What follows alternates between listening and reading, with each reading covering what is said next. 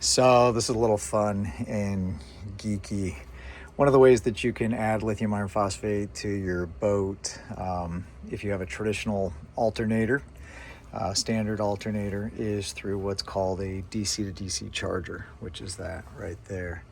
So I went ahead and decided I would set that up. So these are the key parts. You have a lead acid battery that would be the start battery connected to the alternator on the engine. In this case, it's a 55 amp alternator being driven by an electric motor because I'm in my basement. So current goes from the alternator to this battery.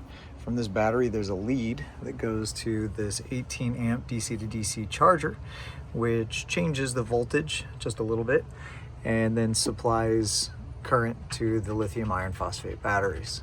So what I've done here is I've got Bluetooth for the DC to DC charger set up, so I'm monitoring what's going on there. I have an ammeter connected to the output from the alternator so that I can monitor alternator output. Got a shunt here on the start battery, monitoring voltage and amperage there. And then, yeah, we can come over here and we'll be able to see what's going on with the lithium batteries and how much is going in.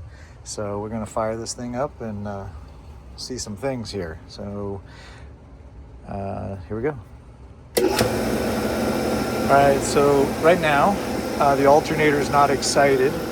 So I will excite it by connecting 12 volts here. And a couple things are going to happen.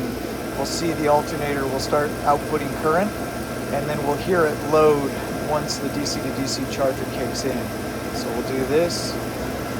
All right, alternator's outputting current.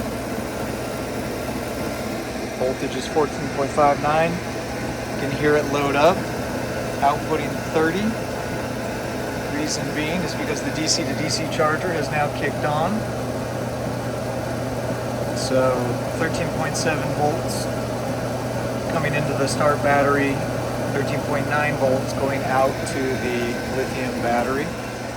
We can take a look at that right here. The DC to DC charger is putting 19 amps into the lithium bank. So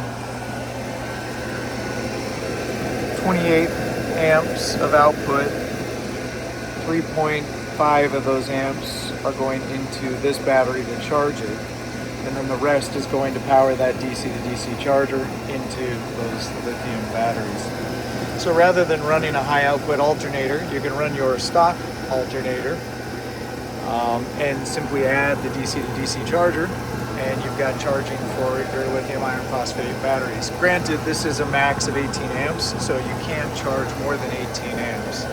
And as this alternator heats up, its output will decrease.